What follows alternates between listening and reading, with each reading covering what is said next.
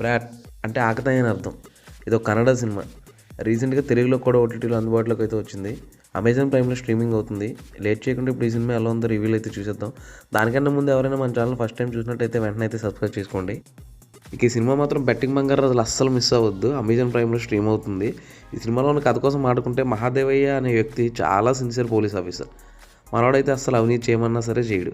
తన పై ఆఫీసర్ ఎంత ప్రెజర్ పెట్టినా సరే మనోడు తప్పు చేయమంటే మాత్రం అస్సలు ఒప్పుకునేవాడు కాదు. ఎంత తక్కువ జీతం వచ్చినా లేదా తనకి సంపాదన సరిపోకపోయినా సరే అదే విధంగా సిన్సియర్గా బతికాడే తప్ప ఒక్క తప్పు కూడా చేయడు. సో కృష్ణ అనే వ్యక్తి మహాదేవయ్య కొడుకు. ఇతను మాత్రం ఆయనలా కాదు, క్వైట్ ఆపోజిట్. ఏదో విధంగా చాలా తక్కువ రోజుల్లో గొప్పోడైపోవాలి, ఎక్కువ డబ్బులు సంపాదించాలి, ఈజీ మనీ కావాలి అనే మనస్తత్వం ఇతుంది. సో ఈ కృష్ణ అనే వ్యక్తి తన ఫ్రెండ్స్ దగ్గర తీసుకున్న డబ్బులు మరియు తన లవర్ దగ్గర తీసుకున్న డబ్బులు ఒక క్రికెట్ బెట్టింగ్ దగ్గర అయితే బెట్టింగ్ కాస్తాడు. సో కాసిన తర్వాత వాళ్ళు మ్యాచ్ గెలుస్తారు. బట్ ఆ మ్యాచ్ గెలిచినా సరే వాళ్ళకైతే డబ్బులు రావు. ఎందుకంటే ఆ విలన్ ఒక బెట్టింగ్ ఈ మాఫియా నడిపిస్తూ ఉంటాడు. సో ఈ విలన్ అయితే తన డబ్బులు తనకు తిరిగి ఇవ్వడానికి నిరాకరిస్తాడు. సో అటువంటి టైంలో ఆ డబ్బులు వాళ్ళ ఫ్రెండ్స్కి తిరిగి ఇచ్చాడా లేదా, ఆ తిరిగి ఇచ్చే క్రమంలో తన ఫ్రెండ్ని కోల్పోవాల్సి వస్తుంది. అట్ ద సేమ్ టైం వాళ్ళకి న్యాయం జరిగిందా లేదా, ఆ డబ్బులు మళ్ళీ తిరిగి పొందగలిగాడా లేదా. ఇంతకీ ఈ మహాదేవయ్య చాలా సిన్సియర్ పోలీస్ ఆఫీసర్ కదా, తను తన కొడుకుని ఇటువంటి తప్పు చేయకుండా ఆపగలిగాడా లేదా అన్నదే ఈ సినిమా స్టోరీ. పాజిటివ్ పాయింట్స్ గురించి మాట్లాడుకుంటే ఈ సినిమాలో ఫస్ట్ హాఫ్ అయితే చాలా డీసెంట్గా సాగింది, పర్లేదు బాగానే అనిపిస్తుంది. అట్ ద సేమ్ టైం మన వాళ్ళు లీడ్ క్యారెక్టర్స్తో పాటు ఇంకా మెయిన్ విలన్ క్యారెక్టర్ కూడా వీళ్ళందరూ కూడా పర్ఫార్మెన్స్ బాగా చేశారు. ఈ పాజిటివ్స్ కోసం చెప్పుకోవచ్చు. At the same time music కూడా పర్లేదు, సినిమాకి తగ్గట్టుగానే సాగింది. ఇది కూడా బాగానే అనిపించింది, ఇదొక పాజిటివ్.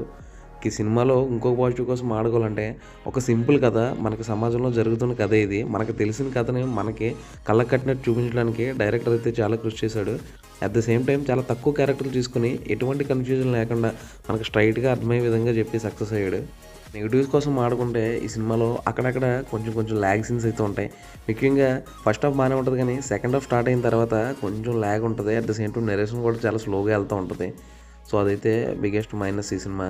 సో దానివల్లే స్టార్టింగ్ మంచి ఇంట్రెస్టింగ్గా స్టార్ట్ అయిన ఈ సినిమా ఒక 50 యావరేజ్ సినిమాగా నిలిచింది. లేదంటే ఓ రేంజ్లో ఉండేది ఈ సినిమా. బట్ బెట్టింగ్ బంగారు రాజులు ఎవరైతే ఉన్నారో వాళ్ళు మాత్రం తప్పకుండా ఈ సినిమా అయితే చూడాలి. చూసిన తర్వాత తెలుసుకోవాలి మేబీ ఏ విధంగా మోసపోతున్నారో, ఏ విధంగా డబ్బులు కోల్పోతున్నారో అనేది.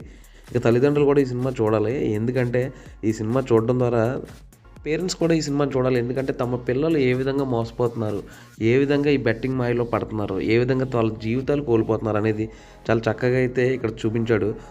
సో బెట్టింగ్ వల్ల కలిగే నష్టాలు కళ్ళకు కట్టినట్లు చూపించిన ఈ సినిమా నాకైతే ఒక 50 యావరేజ్ సినిమాగా అనిపించింది. ఈ సినిమా చూస్తే ఏం ఫీల్ అవుతారో కామెంట్ అయితే చేసండి. అలాగే లేట్ చేయకుండా మరిన్ని ఇలాంటి ఇంట్రెస్టింగ్ మూవీ అప్డేట్స్ కోసం, అలాగే మూవీ రివ్యూస్ కోసం సబ్స్క్రైబ్ చేసుకోండి మూవీ మ్యాన్. Thank you.